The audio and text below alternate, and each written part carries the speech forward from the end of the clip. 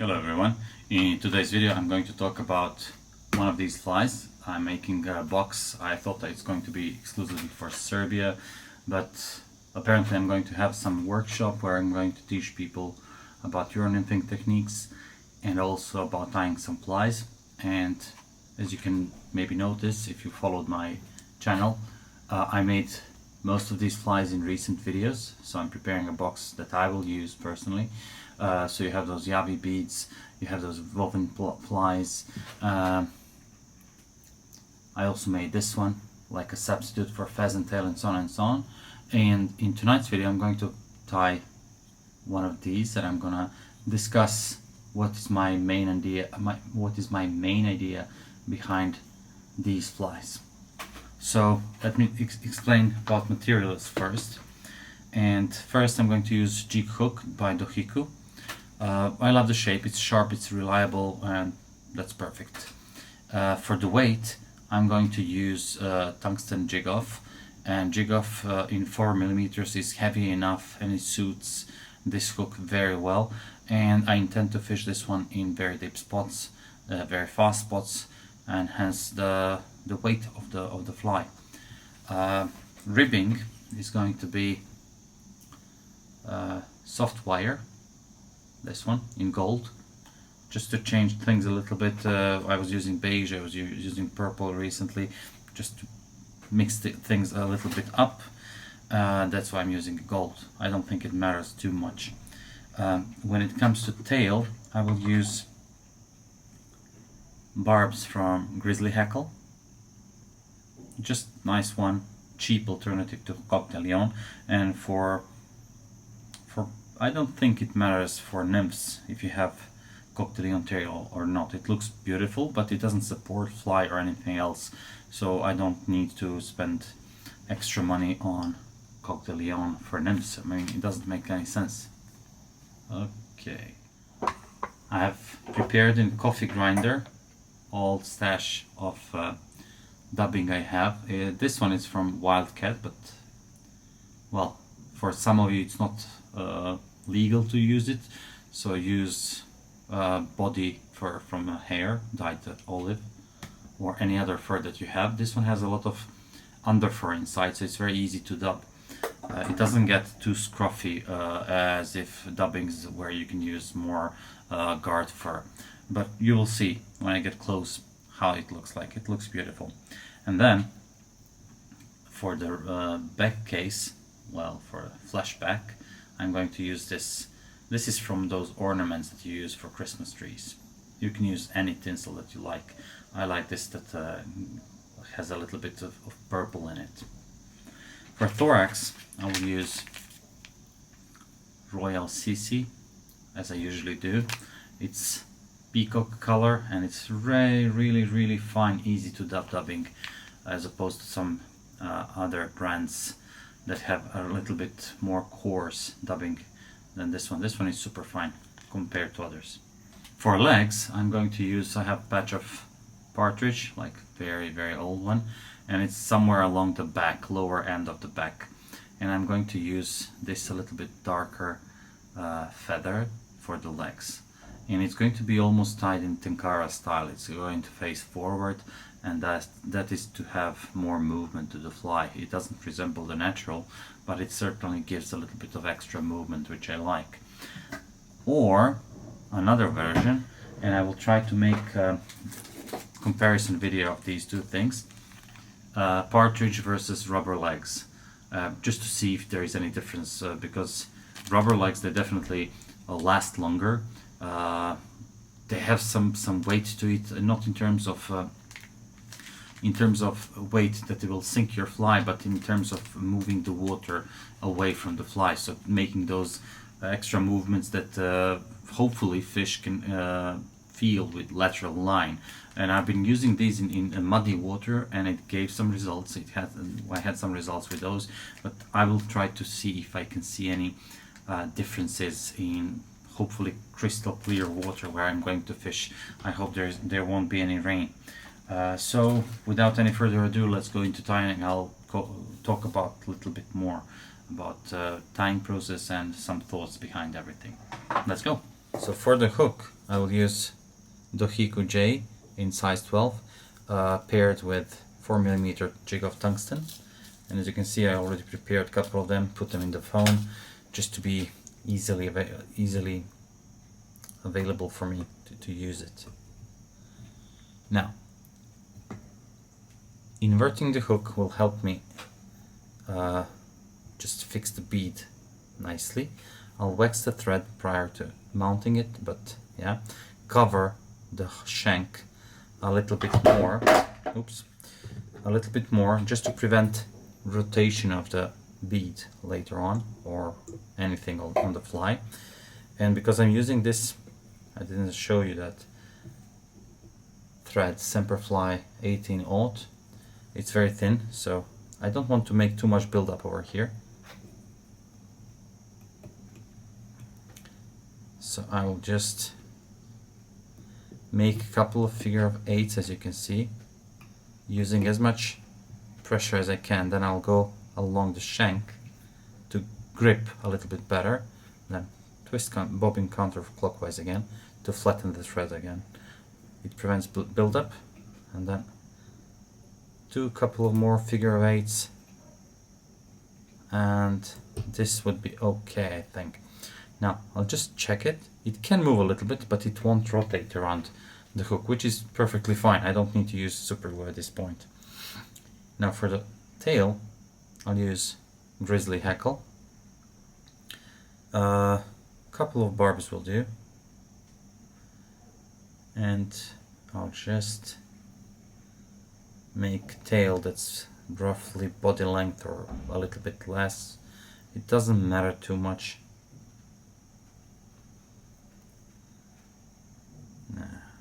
Okay, just fix this on the top of the hook shank here, invert it. Okay, now without inverting, I'll just put the hook, the wire here on the side, and this is going to be for the ribbing, obviously. And why I put it on this side? Because I want to counter wrap the dubbing, and I'll do counter direction of the wire, so I'll do the opposite way of the thread. And by this, as you can see, immediately it will go away from the tails, as opposed if I was doing it like this, I can just, you will see it here, I'll move those tails away. That's the reason why I'm putting the wire like this. Depending on the direction of ribbing, you want to put wire away or near you. That's it. Now I also want to add the tinsel. You can use anything, but this kind of works nicely. It's very available and I just like to use it. This one from the Christmas trees. Counter spinning, the bobbin will flatten the thread will stay neutral in position or jump to my left towards the tail. That's what I want. By keeping this on the top, okay, I'll run the thread towards the hook band, and as you can see, I maintained very slim profile, even though I had a couple of layers of thread going back and forth. At this point, I will show you the dubbing. I showed it at the beginning of the video, but I have this fluffed up dubbing in my coffee grinder, and it's much easier to work with dubbing like that as opposed to dubbing that's kind of matted down. So I can just pick out small amounts of dubbing, lay them against the thread, and make dubbing noodle as thin as or as thick as I want. So as you will see here, so I want to make a relatively compact and thin dubbing noodle. This is easier to control. I'm repeating that, I hope I'm not boring, but it's easier to control. It's easier to have full control over the taper of your body, of the shape as well. So by having this thin noodle, you have all of that, plus this noodle is more let's say difficult. It's more difficult to remove from the thread than the thick one that's easier to brush out. Now at this moment, as you can see, this noodle is very thin, nice. I'll just go and cover the body. So I'll start wrapping it like so. And I'm using, as you can see by moving of the hook, I'm using tight wraps because I don't want dubbing to go off the thread. Just check if I cover the whole body as I want. Yes, I did. That's it. That's all I need. Now I'll pull over the tinsel or mylar, whatever this is. Not quite sure. I think it's mylar. It's plastic. I'll position it on the top of the hook, as you can see. With a couple more wraps, I can be generous because it's thin thread and it's slippery thread, so it should be generous sometimes because I don't want material to slip. Now I'm folding it, and now I can just strip my fly. Now first wrap goes around the mylar, and then I'll pull it up, rotate a full circle around, and then pull up, and then again pull up, and this will ensure mylar staying on the top of the hook. I move the thread somehow. I moved the tails somehow. I didn't notice how, but yeah, they're moved off center, but it doesn't matter too much. So again, that's it. As you can see, it has perfect spacing. Everything is very nice over here. Now I'll go over the wire with a couple of wraps just to keep it there, and then I'll bend the wire towards the front of the hook and cover it with thread a little bit more, and then I'll break it off. What this makes is the wider profile of the thorax here. I guess that I will notice what I did during video editing, so I'll just maybe make a note what happened with tail. I'm not sure what happened right now. So I'll debarb the partridge feather, and I'll try to make it symmetrical by debarbing. Okay. What I want to do is I want to position V towards the bead. And I'll just make 2 loose wraps over here, and I'll slide the feather. I need it to spread out, but yeah, I'll slide it and kind of divide legs from each side. Okay, done. That's it. That's all you need to do. And legs are nicely divided. I think a couple of them may run away on the far side at this moment, but it's okay. I don't think fish will count. This is well secured, and that's it. I have it one side, another side. Now, I was saying that this dubbing, ice dubbing, is very fine. As you can see, it is. So I'll use just a couple of fibers. I'll dub it around the thread. Again, more control what I need. I mean, I can make it scruffy from the beginning, but I prefer to have end result as I want it, not as it just happens. So I have, again, tight noodle. You can always brush this out. Oops, it went away. So tight wraps, and now I'll just hold these legs like this, and I go with dubbing against the bead, holding the legs where I want them. Now catch those legs, place them where you want them, and tighten the thread. It will kind of secure those legs where you want them. Okay. Now I'll just wax the thread to have more secure knot here.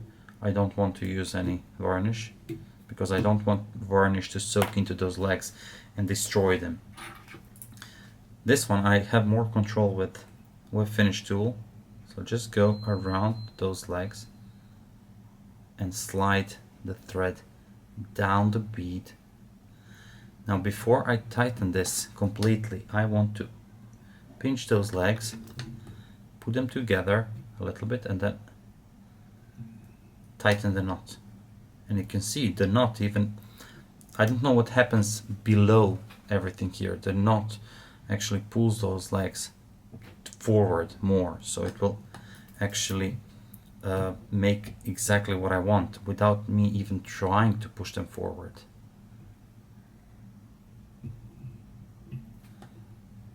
Okay, let me just see if you can see it. You can see them, those small movements of the legs towards the front. That's exactly what I need. So that's it. Now I'll just cut the thread, and that's finished fly.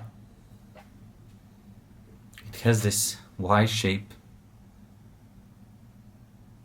It has nice shine to it. As you can see, the flashback, the bead, everything shines. That's why I want to use it in sunny weather, because it will reflect light all over and hopefully attract fish. Not hopefully, I mean, this is one of the proven flies I have, and it's really good fish catcher. So guys, hope you like this video.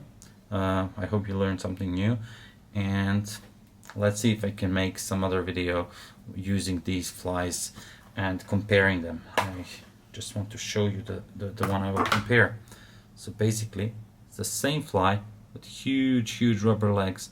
I like them long because I think they're easier to move and to wiggle around as I'm maybe jigging the fly, or just the currents are going to move it. This one will do the same, but I think this one will have more impact on water, as I was saying at the beginning of the video. So thank you very much for watching, and see you next week.